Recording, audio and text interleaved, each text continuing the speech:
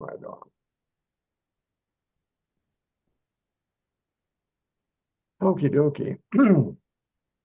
Well, I don't know if any of you found the last 5 chapters of this particular selection, this untimely meditation, as exciting as I did.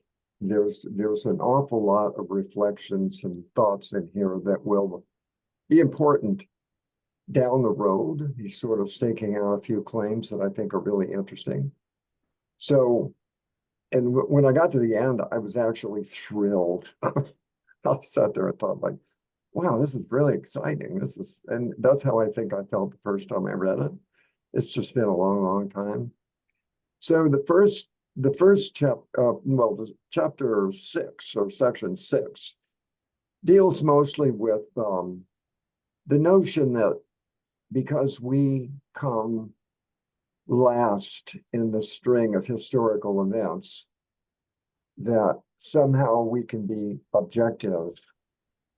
And Nietzsche, objective in the sense that we can judge and decide what is worth paying attention to and what's important and what isn't important, as if we stand in a very special place that other generations, previous generations, didn't stand in. That's mostly what I got out of this. I think there's a few really, really interesting quotes along the way. And there's some thoughts on justice here, which is kind of interesting because I'm not quite exactly sure what he means by justice, and maybe we can hash that out a little bit. One quote early on, second paragraph in section 6 is, "In truth, no one has a greater claim to our veneration than he who possesses the drive to and strength for justice. For the highest and rarest virtues are united and concealed in justice, as in an unfathomable ocean that receives streams and rivers from all sides and takes them into itself." What do you guys think about that?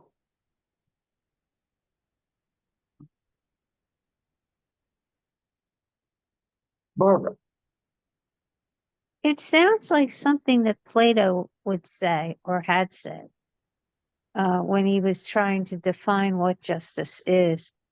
I read The Republic about a year ago or something, and I remember that almost all the virtues in the end were subsumed under the idea of justice, or maybe it's the other way around. I don't know if I have it quite right. But so I wonder if he was just borrowing that idea or whether he had something else in mind by saying that. Yeah, I think he might have had something else in mind. I would guess that maybe there is an inspiration that he's taking from Plato, because we determined earlier that he had a lot of respect for Plato, and Plato was one of those higher people, and that's very possible. I find that pretty interesting. Anybody else?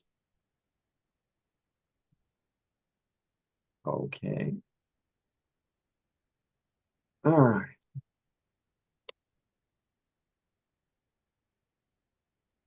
Yeah, Nick. Yeah. Maybe I can just fill in the gap right now. It's been quiet. The idea of justice might be associated with the idea of judge, I think, because here he speaks about another quote from page 90. Right in the middle, it says, "But only the superior strength can judge." Again, I think I read this as pointing to another extraordinary humans, extraordinary Superman, if you will, can be the judge of the truth. So maybe the idea of judging historically has something to do also with justice. That's because essentially that's what judges kind of do. What else? There was another thing associated with that on another quote. Again, on page 94, he says, to sum up, history is experienced by the experienced and superior man. Then going down, now it would be right to say that only he who constructs the future has the right to judge the past. Right, right. Again, the idea of judging, to be able to judge, to have the truth, to have justice, I think is the attribute of a superior man. Only the noble person, yeah, the suit. I like to stay away from the whole Superman, Ubermensch thing for now because we're not there yet. We're going to get there, but this may be sort of a precursor to that thought. Barbara, Nick, and Fred, I know what you all look like. Would you mind turning your video on? Jason.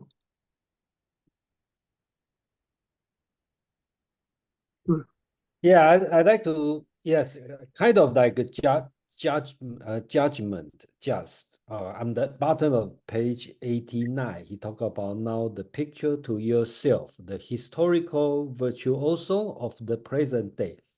Is he the justice man of his time?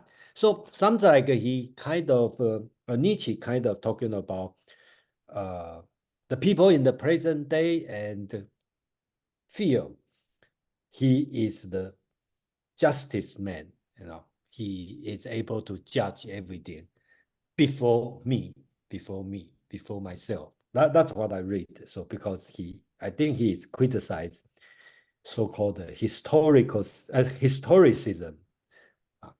Yeah, yeah, the historical sense, I think is what he calls it. Yeah, he's definitely setting himself up as an exemplar of some sort.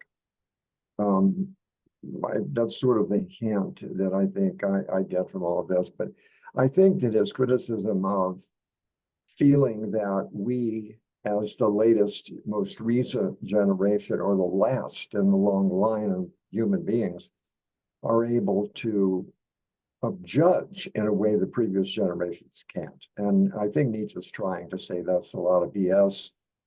And it's presumptive of us to do that. The noble people of the past, the purpose of events in the past are to be examples for the future, for the creation of a future. And that's really all that history should serve.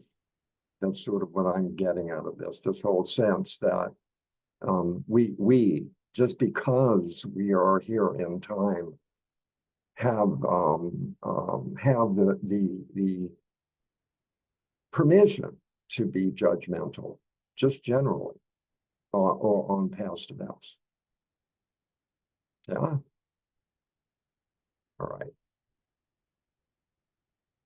So in section 7, he's sort of after, let me see where am I finished with that. Yeah, man, this is in the same section 6. Man spins his web over the past and subdues it. Thus he gives expression to his artistic drive, but not to his drive towards truth or justice. Objectivity and justice have nothing to do with one another. And it's kind of interesting because revisionist history is always sort of reinterpreting events. The historians they build a story that wasn't actually there necessarily when it all happened. They are making sense out of it, and that's the artistic faculty that I think he was talking about in the Birth of Tragedy. Yeah, assembling all of that. Did anybody else, I mentioned earlier, and Jason was the only one who said, did anybody find this section exhilarating at all? Because I did, and I'm curious if anybody else did. Yeah, Fred. Are you okay? Fred raised his hand. Go ahead, Nick. Go ahead, Fred. Nick. Go ahead, Fred. All right. Go ahead. I found it a little puzzling, actually, I'm not quite sure what to make of it, but because I didn't entirely understand the connotations, like I got confused about his notion of justice and judgment. And we use justice in a couple of ways. One is in a legal sense, and one is in a moral sense. A legal sense to come to conclusions based on evidence, evidentiary, and in a moral sense to act fairly or appropriately. And I think he in this section he's talking about the former, and this might be a confusion of translation. It's probably ertile, which sort of translates to judge, but also means to come to a conclusion from facts that are presented. So that's one point where I was a little confused. And the second was his notion of objectivity and his objections to that notion and what we're supposed to discern from that. He says at the end of page 90, and this is probably the same translation that you're using.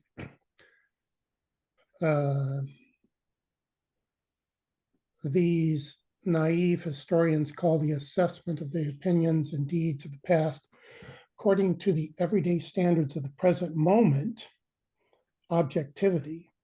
It is here they discover the canon of all truth. Their task is to adapt the past to contemporary triviality. And so he pretty much savages a notion of objectivity, which is in scare quotes, to say that those naive historians who purport objectivity are adapting the past to contemporary triviality. But then towards the end of the section, he seems to extol that practice, where on page 94, he says that when the past speaks, it always speaks as an oracle. Only if you're an architect of the future and know the present will you understand it. Then later, only he who constructs the future has a right to judge the past. Seems to imply that you should be interpreting or judging the past based on subjective criteria. In other words, adapting the past to the present, and he as much as says that elsewhere. So on the one hand, he criticizes naive historians for adapting the past to contemporary triviality. On the other hand, he extols those who are able to adapt the past to the present. Another passage, if you are to venture to interpret the past, you can do so only out of the fullest exertion of the vigor of the present. So only in the context of the present. So I guess I was just confused. I didn't quite get his message here. If anybody can help me out, appreciate it.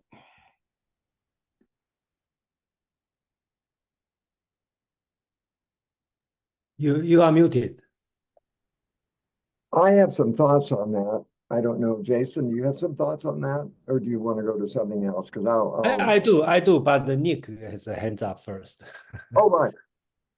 Oh, Go ahead. oh, sorry. Yeah, I think Fred, Fred in a way expressed also the same puzzlement I have. I mean, this is maybe a text I need to read a couple more times to really get at it.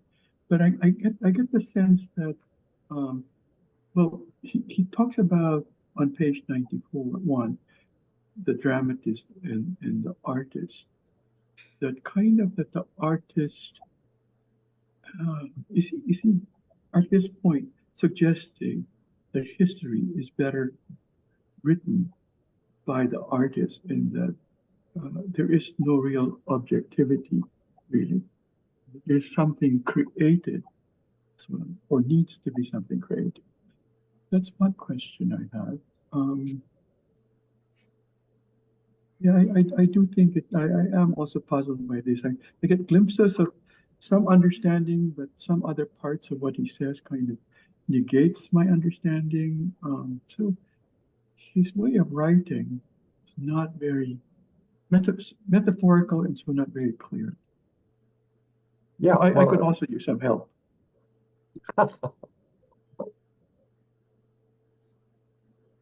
excuse me. I'm having a bit of a laryngitis thing again. Okay, to Fred's thing, I think he is condemning the way history was being practiced by the universities, that it was just the accumulation of knowledge for the sake of accumulating knowledge, and believing that the conclusions that might be drawn were objective because we were a later generation. I think that's what he's attacking, this notion that the things that we look for in the past represent, for the most part, not we, specifically you and I, but for the most part, the prejudices of the student of history, and not necessarily the important things for building a future, because that's what his main concern is. The drive here is to crush knowledge for knowledge's sake, or the presumption that somehow we know better because we're this generation. And he's trying to just say, no, no, no, that is not correct. First of all, he's got this huge critique of German culture generally, that there is no culture, actually. And that there's a great quote at the end about the Greeks, and we'll get to that when we get to it. So Nietzsche is imagining using history to build the future. So you have to have your eye on what can I take out of the past experience to not to build a future life. He's not specific or explicit about that. I have to give you that. And I think that's why I see your hand is up, Emily, just hang on. That's why I think he resorts eventually to the aphorism, because he's not a very good essay writer at this particular point. He can be tedious and unclear, and just there's a lot of verbiage in here where he goes on and on and on. But there are a few really, really interesting selections that can be taken out of the material. So I think that he's not celebrating what he writes about the Delphic Oracle is that, see if I can find that again. I'm not sure what it was. He says that it was presumed that the Delphic Oracle knew so much because it knew the past so thoroughly. And he's saying that's wrong. That's a wrong interpretation of what the Delphic Oracle could do. That it wasn't because the Delphic Oracle had this comprehensive history of all past events. It did it in a different way. Jason. Emily, you have something want to say? Yeah, I do, but you were first, Jason, so you can go That's ahead. fine. That's fine. Yeah, that's fine. Go ahead. Yeah. Well, in terms of the kind of history that he's trying to stay away from, that he considers to be deficient and problematic, false, and full of the wrong way to use reason, in the previous sections to section 8, he goes through that very carefully. He explains, the 3 different kinds of ways to do history, and he stays with a critical way to do history. So he has an issue with attempting to, as you said, sorry, I'm new to this group, the previous speaker. He has a real issue with attempting to look for details and to blanket cover past events as if that were even possible. But I think that he's also responding very heavily to Hegel And he's really trying to stay away from the group.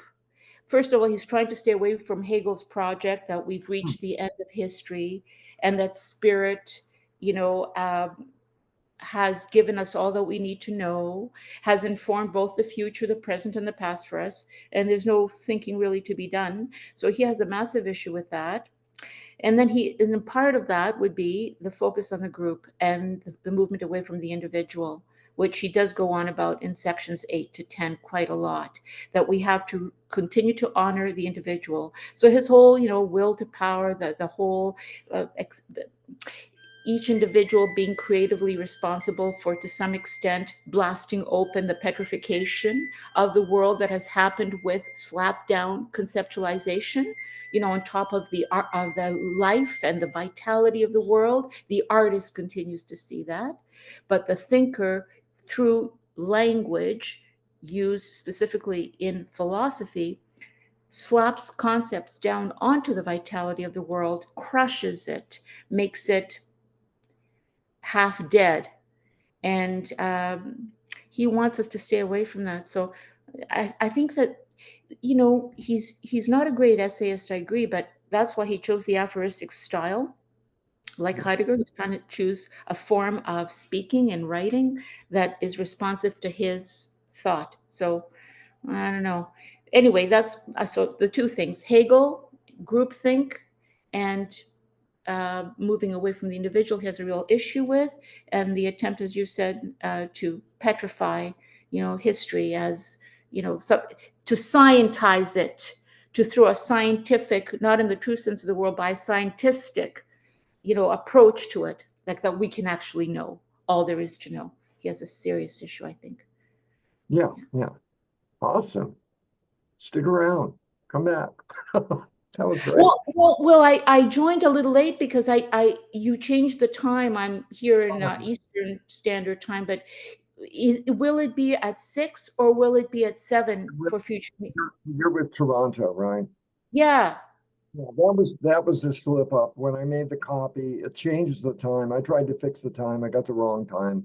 I've got it fixed now. Now I'm paying attention to the whole thing. So Either time is good, but not at the last minute. It'd be good to know ahead of time which time we're doing. So is it going to be normally at this time, which is Pacific time, 3 hours back? Yeah, okay. Okay. Yes. Thank you. Sure.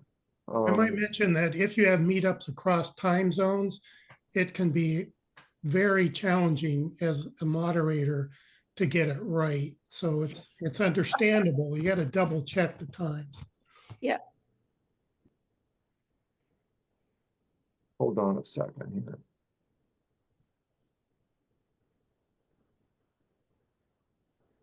Okay, I'm going to put next week's in the chat. If you want to RSVP now, you can. We're going to be starting the gay science next week.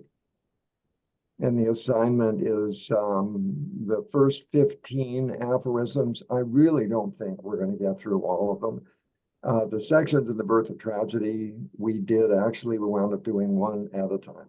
And we may do this too, but we may zoom through 4 of them or something. So read 1 through 15, and then we'll deal with it next week. Jason.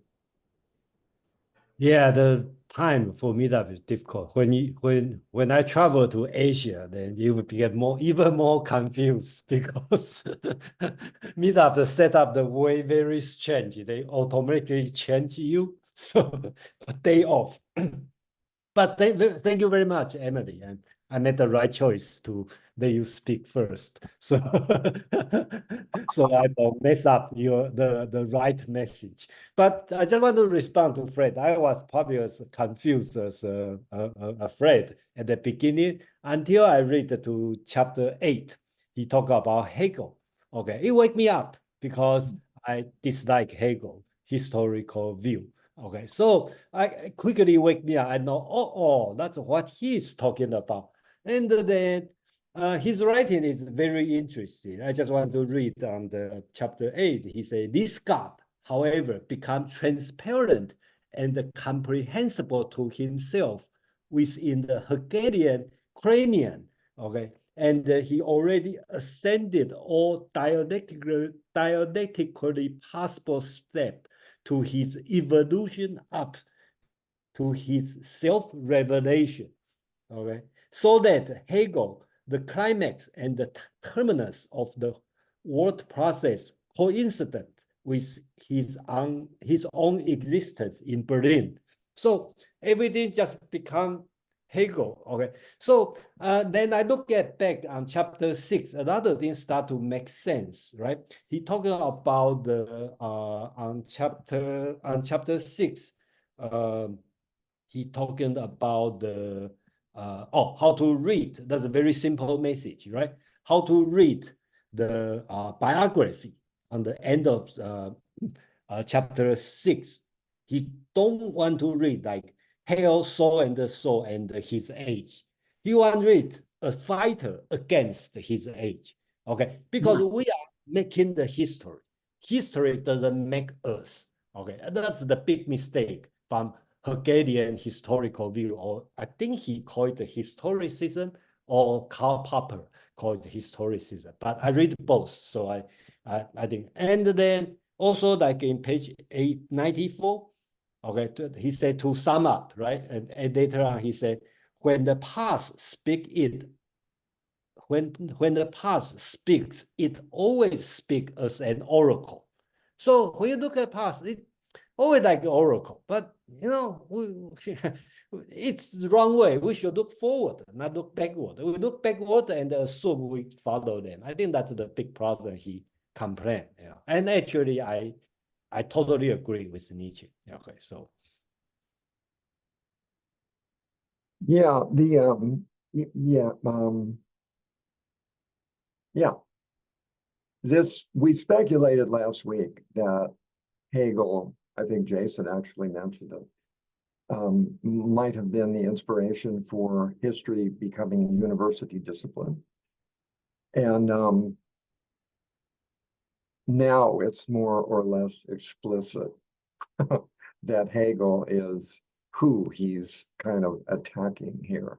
And as well as the bigger criticism of the lack of culture in Germany. Nick.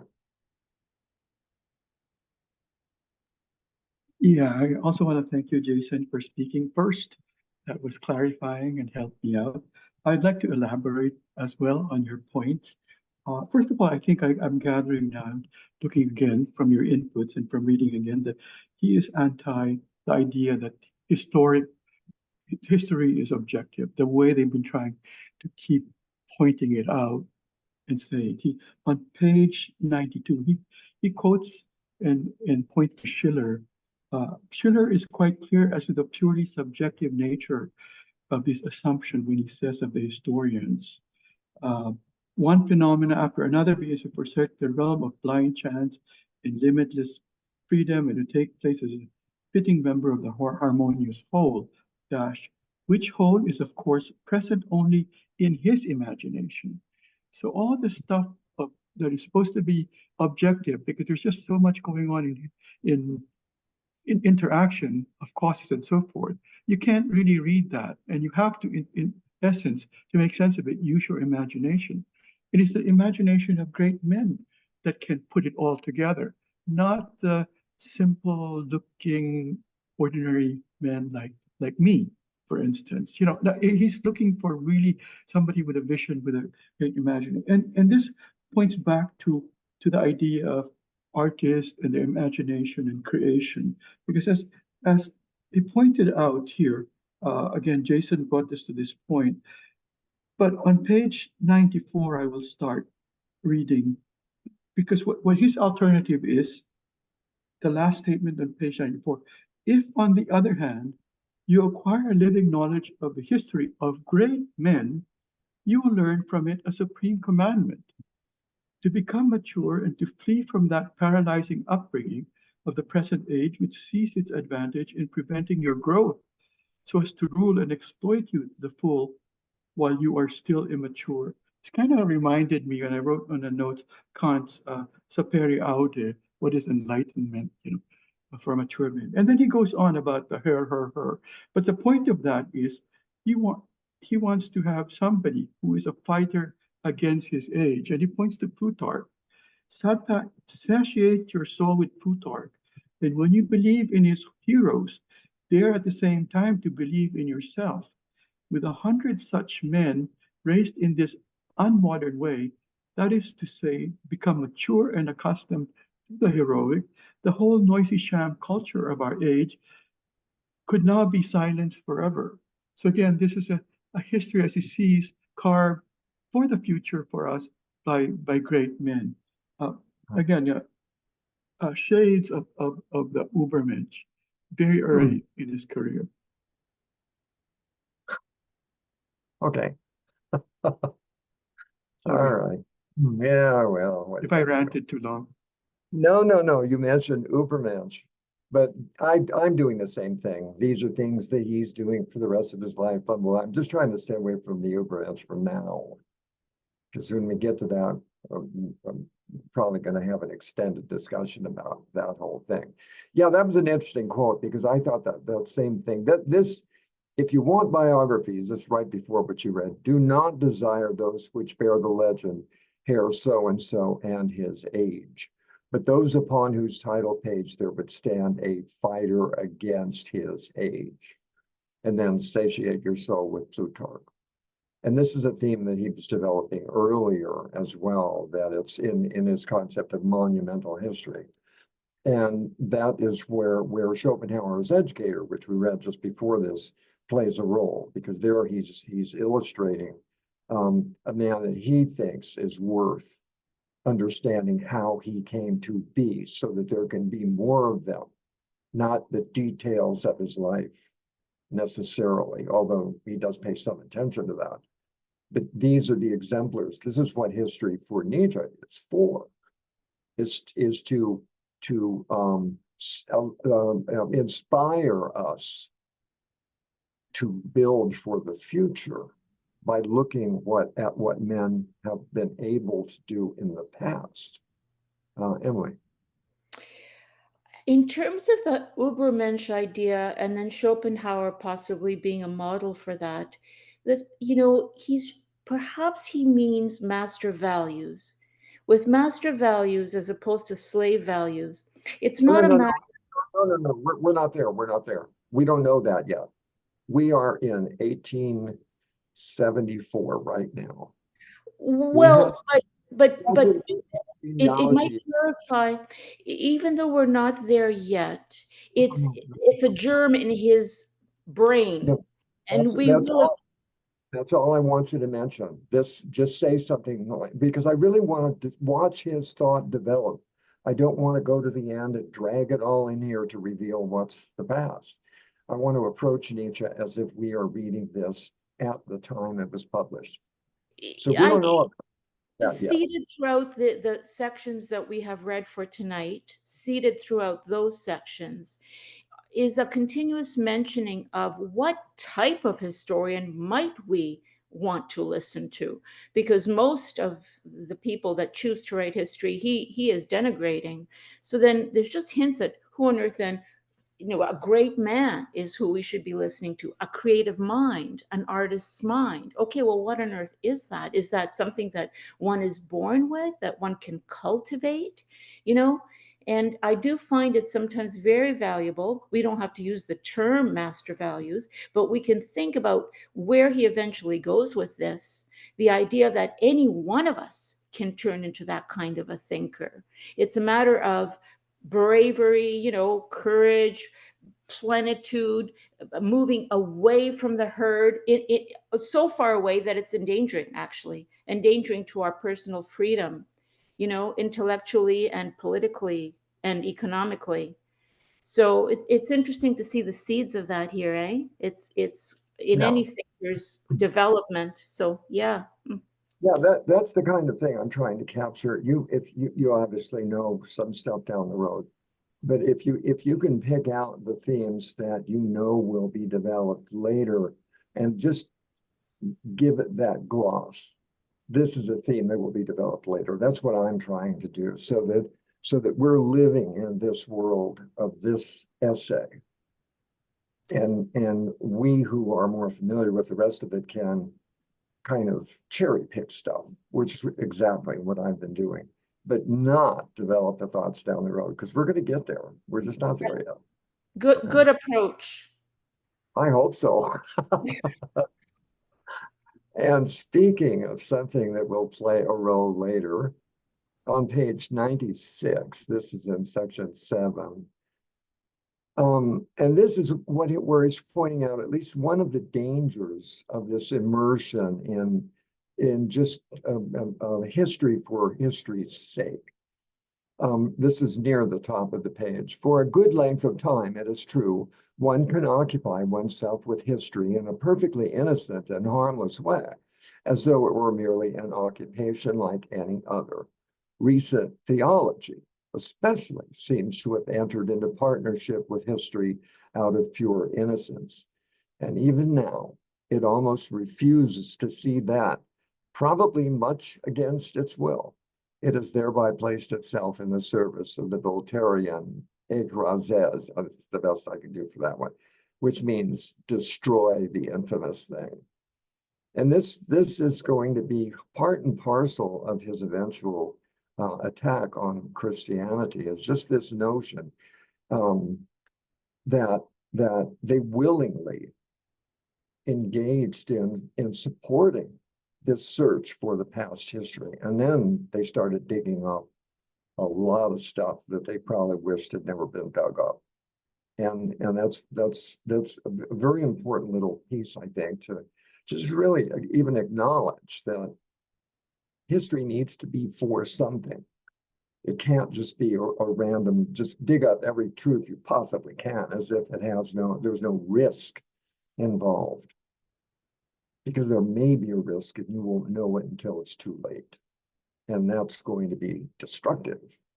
And that's a lot of what goes on in one of the later sections, I think section 10 really, where he's talking about how the spirit of youth can be crushed by the weight of all of this information about the past. And what appears to be repetition and failure and rebirth and failure again and wars and all the rest of it. You know, what do they make of all of that when it's just handed to them on a platter, so to speak? All right. Let's see.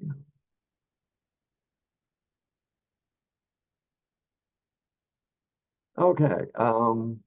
So chapters 7, 8, it's really 8 and 9 are all about Hegel. Yeah, Nick. Yeah, because in that particular section that you read, he alludes to the idea of illusion. Just the statement before you started, he says, "For such men destroy illusions, and he who destroys the illusions in himself and others is punished by nature, the cruelest tyrant." So he is a proponent of that the illusion is something vital to us. And another quote I give here on illusions on page 97, that last statement in the paragraph. It is the same with all great things which never succeed without some illusion. But every nation too, indeed every human that wants to become mature requires similar enveloping illusion, a similar protective and veiling cloud. Nowadays, however, maturity as such is hated because his history is held in greater honor than life. Okay, so maybe life is close illusion, has a lot to do with illusion, and history, if looked at only objectively, destroys it in his view. That's how I read that. Anyway, I just wanted to underscore, for me, what jumped out to me was this idea of embracing illusion. Yeah, I found myself surprised by that at this reading, because I haven't read Nietzsche for 20 years, and the whole reason I started this was to begin at the beginning again and work through all of it, mostly, not all of it, but most of it. And so a lot of what I thought I knew, it turns out I didn't know as well as I thought I knew it. And that's one of the things. And that's where art comes in, art and religion. And I think I've got a statement in there highlighted about that, about as opposed to science. Art and religion are the heart and soul of culture, not science, not facts, just piled up on facts.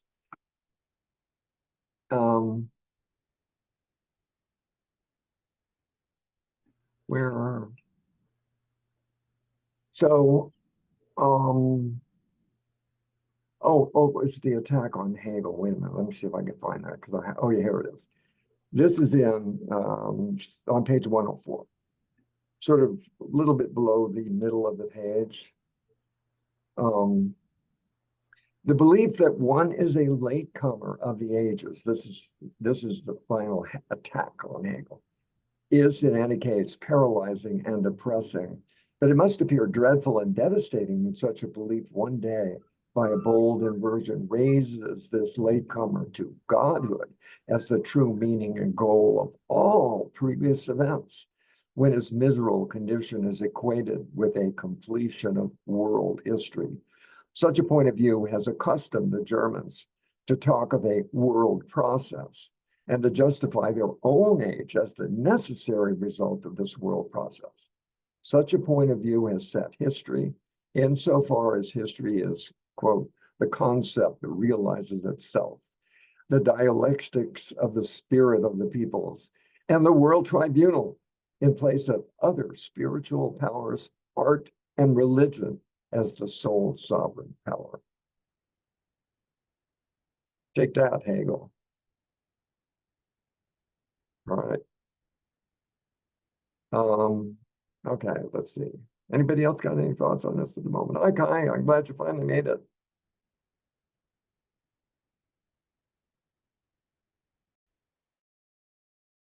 I really apologize for my voice, but it is hard to talk today.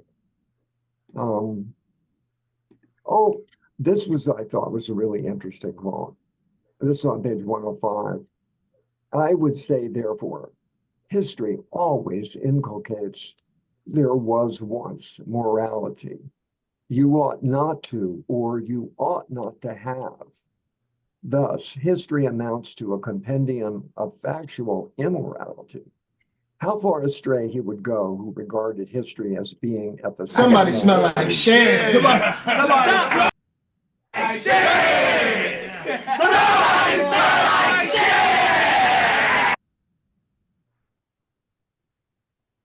Okay.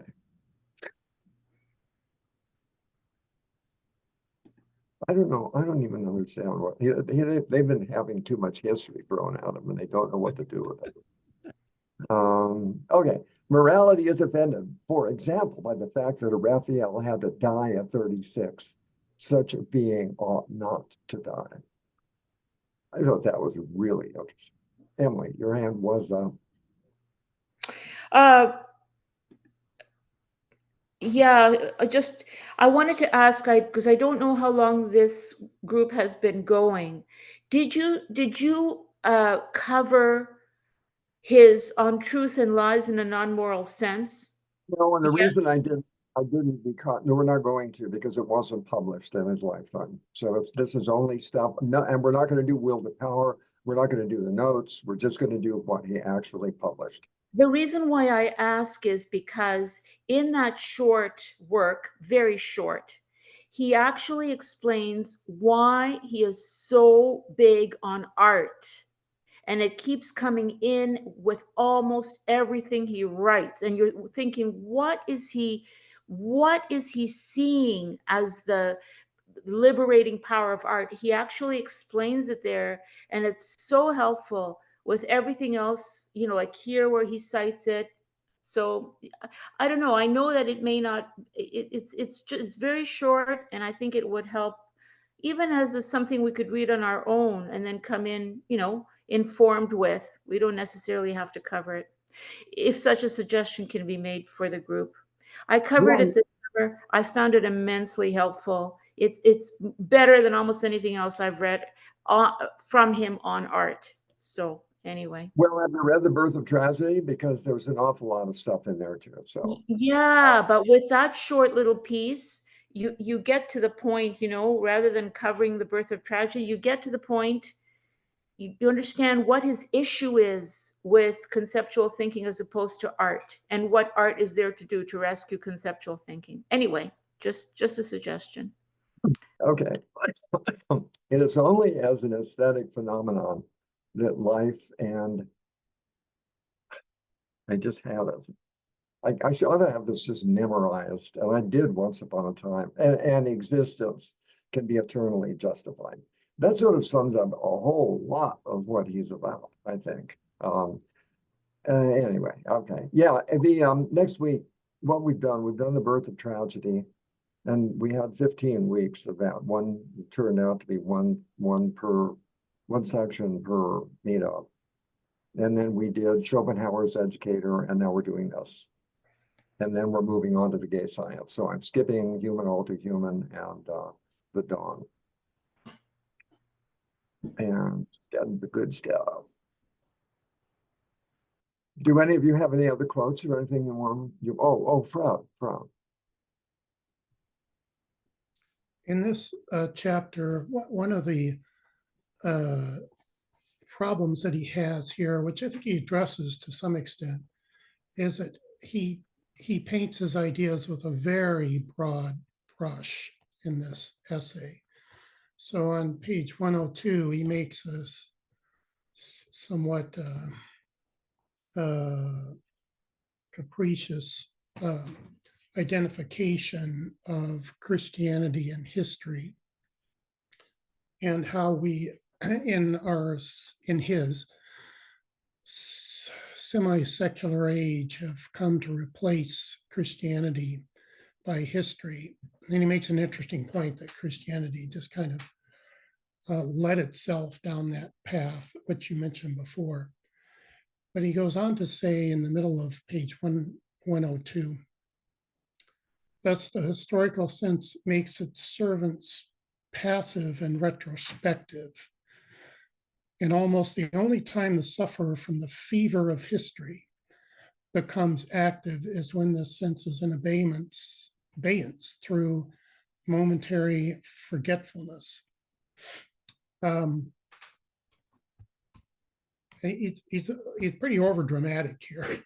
And then he goes on to say, in this sense, we are still living in the Middle Ages, and history is still disguised theology, just as the reverence with which the unlearned laity treat the learned class is inherited from the reverence with which it treated the clergy. Okay, that's a really easy identification that goes way too far between Christianity of the Middle Ages and the historical sense of his time. You know, since when, from the beginning of man, has the unlearned laity treated the learned class with reverence, particularly in his time, and especially in our time? Now, we, for us and for his time, and for really every time, the learned laity treats with reverence the learned class, but the unlearned laity, you think that the casual person in the turn of the 20th century, considered history in the historical sense, or the historical process, or Hegel, with the same reverence that they treated Christianity in the Middle Ages? I mean, come on, that's way extreme. So he's painting with a very broad brush here.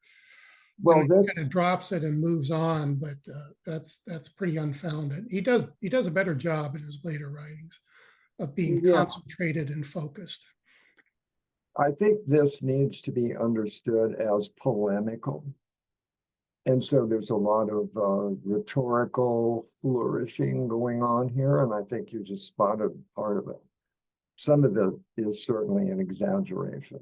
I don't think there's any doubt about that. That's what polemicists do. to make your point, because a lot of people are not going to be maybe as sophisticated as you are to actually go that far to think about it. Right, which is why polemics makes poor philosophy in general. Well, we're at the beginning. He's not even defining himself as a philosopher yet. See, that's the thing. Right, he'll get there. He'll get there. We will get there. We will. Oh, yes. Next week. Jason. Yeah, I know Nietzsche admire Michel de Montaigne, and we read Montaigne, and I think the reading Montaigne really helped understand how to read Nietzsche. Yeah, that's I figured. The thing I'm about to talk about, I think we are in chapter 8, right? So I find out chapter 8 is extremely long. So, but I pick up the two, other than criticize Hegel. On page, he talked about page 101. Yeah, the beginning of chapter 8. Page 101 at the top, he talked about historical culture is indeed a kind of inborn gray-hairedness, okay? And those who bear its mark from childhood must instinctively believe in the old age of mankind. So kind of like, that's what I see, you born, you learn the history, you feel like you are old already. That's why he called inborn gray-hairedness. Okay, so that's I read it. So it's old. So he wanted us if jump to the very end of chapter 8. He's talking about page 107 at the very top. Forget it. Coming generation will know them only as a firstborn. So back to the title, right? On the use and the disadvantage of history for life. History is supposed to, we are not the end, right? After my last moment of history should be my life. It's a continue. So I realize his title makes a lot of sense. We should not read history as history. History is life. Okay, so that's what I see, and I think it's very interesting. And I'm not sure, if you write a better philosophical essay, can you explain better? I'm not sure, probably that's the only way to explain. Yeah. No, you did fine. It's I think it's the idea of gone. Nick.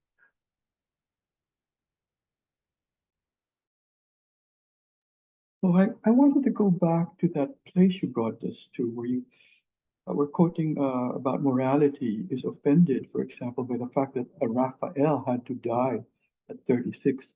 Such a being ought not to die. And here he's complaining about how history just puts this string of fact, just as fact, and just goes at it. And then he underscores what it meant for Raphael to die. I think Raphael is a victim of Savonarola, if I'm not mistaken. But at any rate, he goes on, and I just wanted to read that up on 106, maybe a few sentences after, starting with,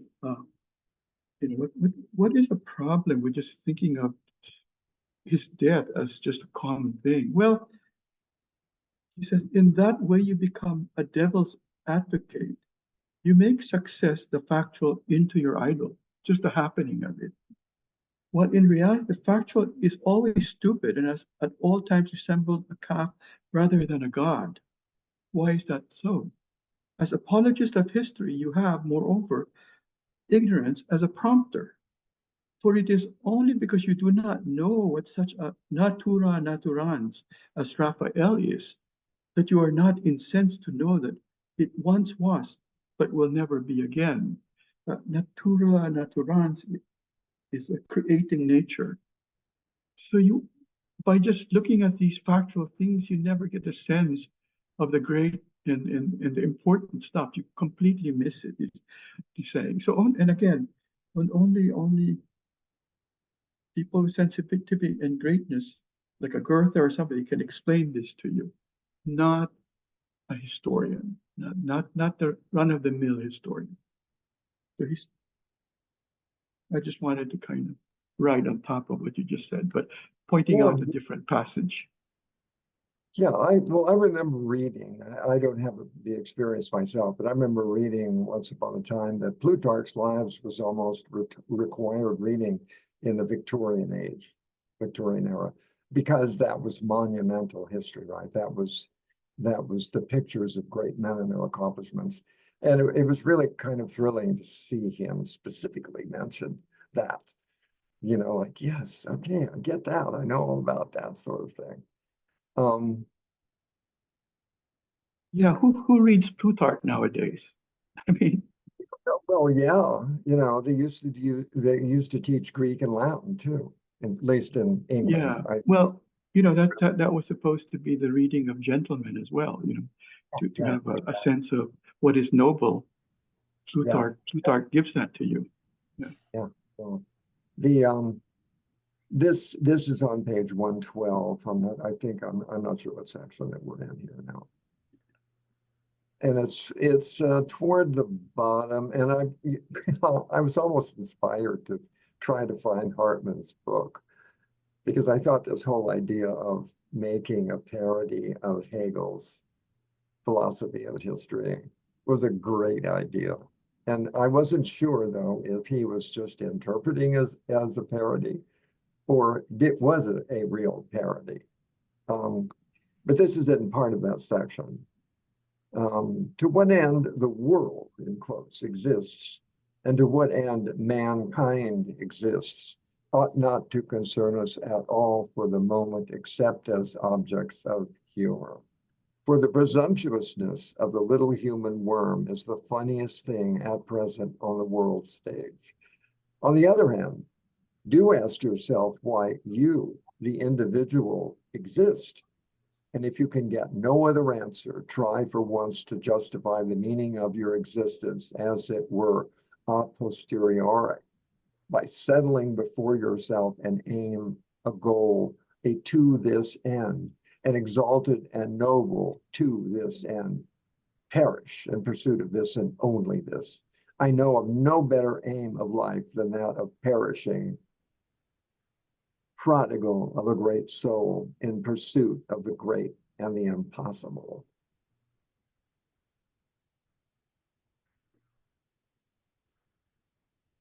A lot of people ran with this in the 50s and the late 40s.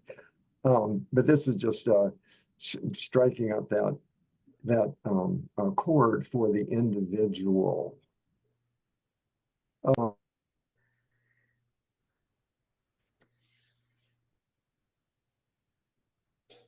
Emily, I'm sorry, Emily. I've got myself muted because I'm coughing and choking a lot, so I forgot. Sometimes I forget to push the space bar. Go ahead. He seems to also be saying in that passage something about teleology, and that there's a purposefulness to life, like it's moving in an intelligent, unidirectional way towards some kind of goal. And we might say, well, Hegel is not familiar to most, but Marx is. And the whole idea that, you know, with a Marxist project, we're supposedly moving into a utopia. This has really caught on in the Academy of the West today. You might say that while real communism was crumbling all around the world, Western universities were propping it up as the ideology that cannot be avoided in the universities of the United States and Canada and the Western world today at all for a minute. So you still have that push of, you know, and American politics, which I am heavily involved, even though I'm a Canadian. I'm 95% of what I watch is American, not party politics, but what on earth is going on in American life and how is it influencing the rest of the world? So that there's this push toward a kind of a Marxist endpoint, you know, where we need to turn the system over to have a group identity, eradicate individual concerns, that this is critical to do. The whole environmental movement, pushing that perspective, corporations and government coming together to push that perspective. So what he's saying, I think, is really timely today in that section. Not for Hegel, nobody knows Hegel, but a lot of people, whether they understand consciously or just from having picked up bits and pieces, there's a leftist project out there that I think is aiming in the same direction. I don't know. That's what it looks like to me. I'm not saying I'm advocating it, not in the least. I'm saying it's definitely the ideology of the academy and has been for the last 30 or 40 years. Previously, the conversation was, is anyone taking seriously that there's an emulation of, the historian, the people respect the learned historian. And was this ever the case in Nietzsche's time? I think it was the case in Nietzsche's time. When you look at how philosophy professors were revered by the common folk in Germany at the time, they were revered. But that has certainly changed. There's been a massive decline in literacy and numeracy, and even the basic understanding of, history, literature, geography, the canon.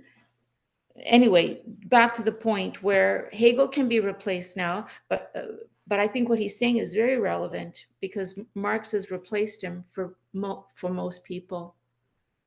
Hegel replaced Hegel. Marx has replaced Hegel. Yeah. Well, Marx, Said he did. Without Hegel, there wouldn't have been Marx. Right. He stood him on his head. Exactly. All the ideas, yeah. Jason. Yeah, back to the text. Oh, I agree with you, Emily. That's the same as my observation. Okay, so I agree with you, and that's why I kind of find it quite excited when I read this text. I don't expect too much when I see the title, but and I really got excited. And I also read not long ago Karl Popper's Open Society. Okay. Basic talk about the same thing, attacking Hegel, and which helped me understand this text much better. Okay, so I want to talk about here is Lindsay just talked about him, the person he mentioned, Hartman. Okay, Edward Hartman. Okay, so couple years ago, for some reason, I read some of his texts. He's another Hegelian. Okay, the same way of thinking.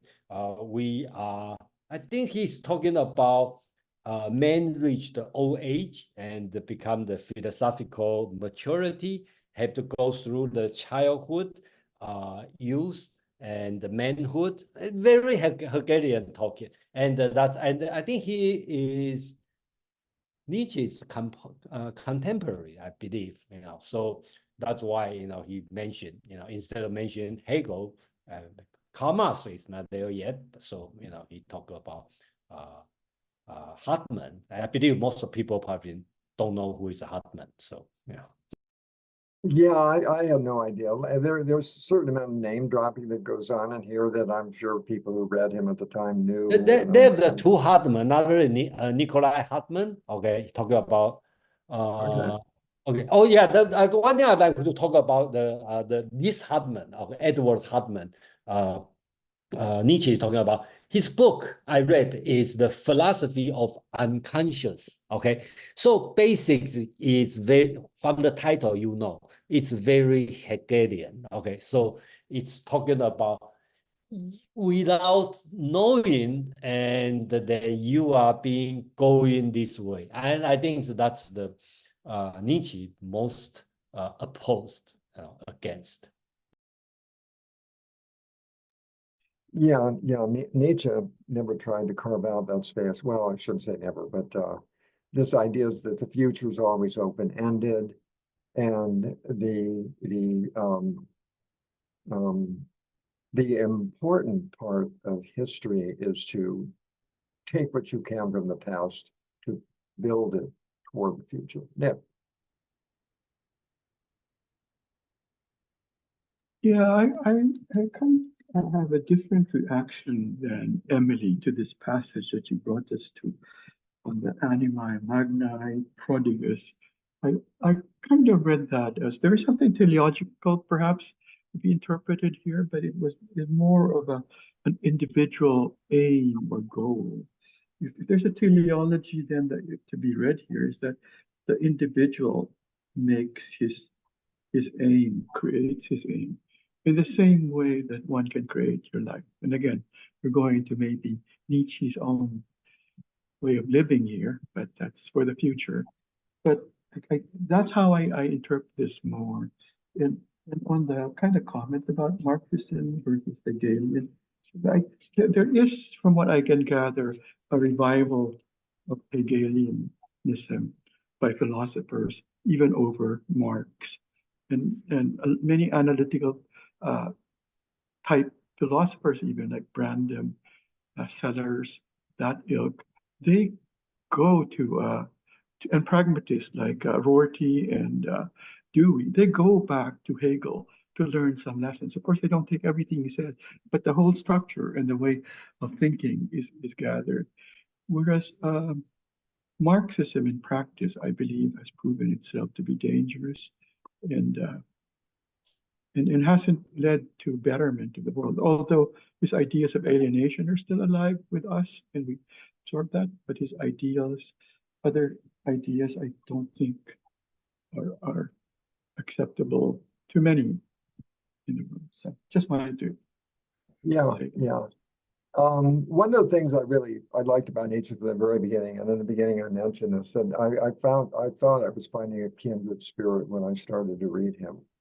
And I think this essay is just as relevant in its criticism, not of historiography necessarily, or historicity, but of just academia in general, and that you could just get bogged down in so many different things that aren't important. They really aren't important. And a lot of people just graduate from college and never, ever work in their discipline. They go do something else completely because they've got a friend who has a really interesting job. And so they go over there. And so a university education doesn't really seem to mean very much in terms of producing a life. And then there's the criticism that can always be leveled about how, and he does this here as well, that it's all about business now. It's not about building people up or creating any kind of future or down the road. It's satisfying the needs of the business community in a lot of ways. That's why MBAs, there's so many MBAs all over the place. So there's a whole misdirection here that I think Nietzsche is observing in a very specific way, but nonetheless, it's still very relevant to modern times. So that's one of the things that I just found such a pleasure in him. Jason. Yeah, I forgive me, I need to jump to the end because that's the question I want to ask. Okay, so if you go to page 119, okay, and the bottom, he talked about very bottom, the last night, he talked about perhaps I still have the right to say of myself, cogito ergo sum, but not vivo ergo cogito. So I just want to understand, okay, what he want to do, cogito ergo sum or vivo ergo cogito. So I a little bit confused, so. What page is that on? Page 119. Okay, he talked about, I think based on my understanding of the text, you should do vivo ergo cogito, not cogito ergo sum, right? You should live, therefore I think, not I think, therefore I am. I don't know, which way is the right way? Which way is the right answer for Nietzsche? That's my question. Okay. Okay, well, this would be, I think, therefore I am. And he's preferring, I think, I'm right to say of myself. Oh, yeah, I live, therefore I think. I granted, I highlighted right after that part. Empty being is granted me, but not full and green life. The feeling that tells me I exist warrants to me only that I am a thinking creature, not that I am a living one, not that I am an animal, but at most a cogito. Only give me life, then I will create a culture for you out of it. And I think what he means by life is just not actual physiological life, but a life that has meaning and value and is creative in the way that the arts and philosophy are creative and building things that have never been seen before, fearlessly. There's some issues with that kind of concept, but I think that's what he's trying to say, that he in the culture at the time that he's living, he can't. It's hard to have a life like that. So you mean it's hard to practice? I live in, therefore I think, or I'm not sure which way is the right way. I just want a very simple answer, right? Okay, they have the two Latin term. Okay, I want to know. Okay, which way is Nietzsche's proof? That's the only thing I want to know. I just cannot get it. So that's my question. I don't want to read the totally opposite of what. Wait. Well, I want to read the sentence right before that part. Fragmented and in pieces, dissociated almost mechanically into an inner and an outer, sown with concepts as with dragon's teeth, bringing forth conceptual dragons, suffering from the malady of words and mistrusting any feeling of our own, which has not yet been stamped with words, being such an unliving and yet uncannily active concept and word factory. Perhaps I still have the right to say of myself, I think, therefore I am, but not I live, therefore I think. I don't know if that helps or not, but I think he's being critical of the idea that you're more than just a thinking machine. You have a life too. Brett, you've been waiting, you've been patient for so long. Do you remember what you wanted to say? Because a lot of times people forget. Well, just barely. First, regarding this passage, this strikes me as a straw man argument that he presents. So this is a long and somewhat torturous passage, but we have to look further back. It starts at the beginning of the paragraph where it says da-da-da.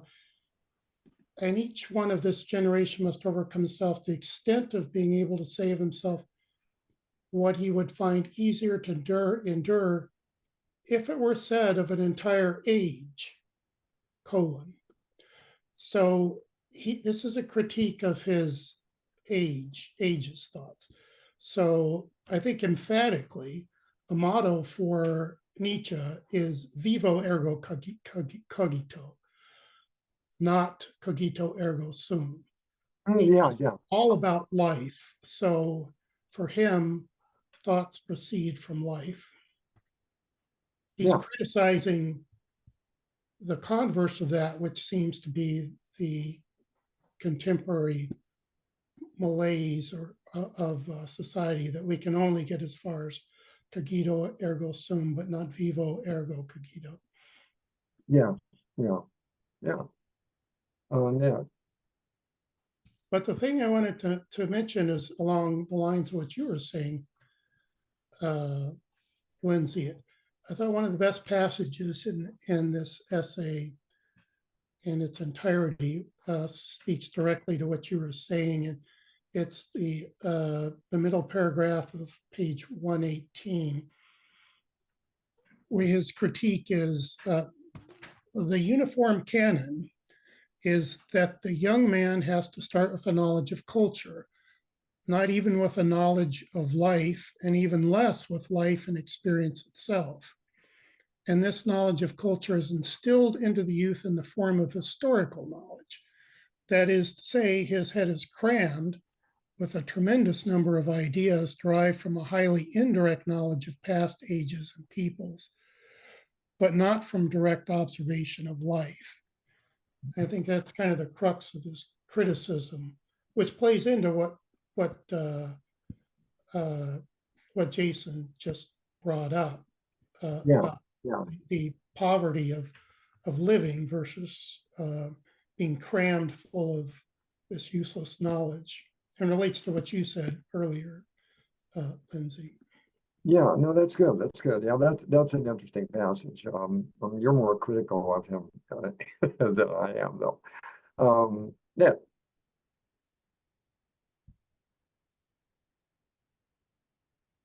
No, I think it's Careful. already been said. I think I was responding to Jason, but Okay. everything's been said that needs to. We've only got a few more minutes here, so let me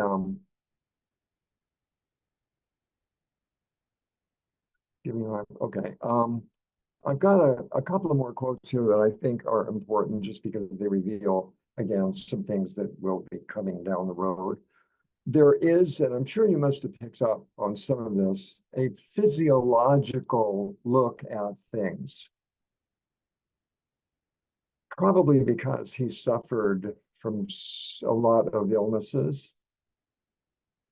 And so this is on page 121, and it's toward the end of the first paragraph, the opening paragraph. Thus, science requires superintendence and supervision.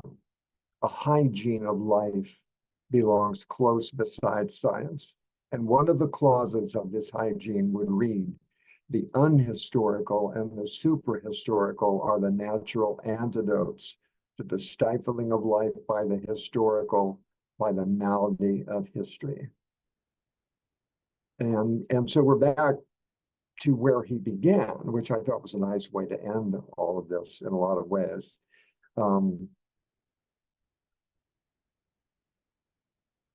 Okay, one more thing. I got one more quote, and then I'm done. And this is the very last paragraph. Thus, the Greek conception of culture will be unveiled to him in antithesis to the Roman. The conception of a culture as a new and improved physis, or physis in some cases, which is nature or natural, without inner and outer, without dissimulation and convention. Culture as a unanimity of life, thought, appearance, and will.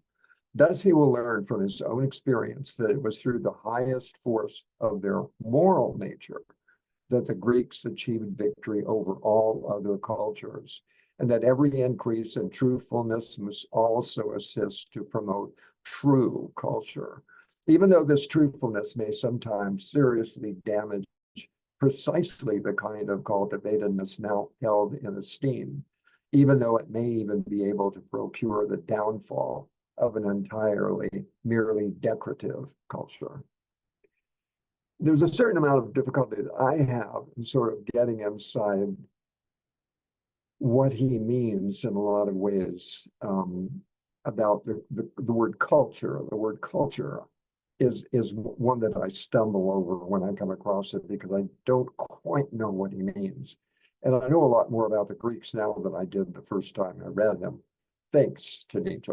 But I'm still a little bit unclear about what those values are. So I'm thinking a lot of that is going to clear up down the road. Jason.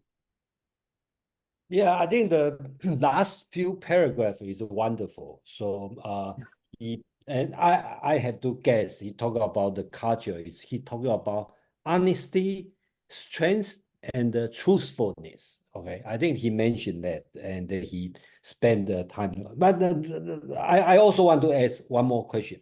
Page 122. Okay, here I know at the end he praised Greek culture, Apollonian article, but on the paragraph in the middle, I just want to know he agree with know thyself, know yourself or not. You know, the paragraphs read as is this hard to say for God conceal nothing and says nothing? Okay, do you know the paragraph? What, does he agree as that or he criticize? You know, and he end with Heraclitus has said, what does he indicate to you? So I just not sure. You know. Oh, actually, he sort of even, this is where he explains what the culture is.